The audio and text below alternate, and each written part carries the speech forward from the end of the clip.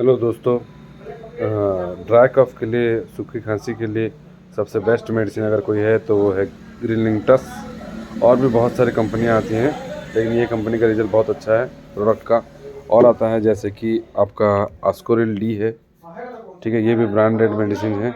Okay.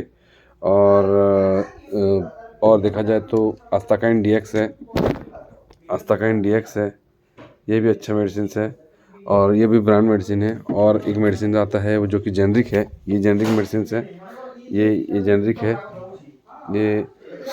और ये इसका भी रिजल्ट अच्छा है।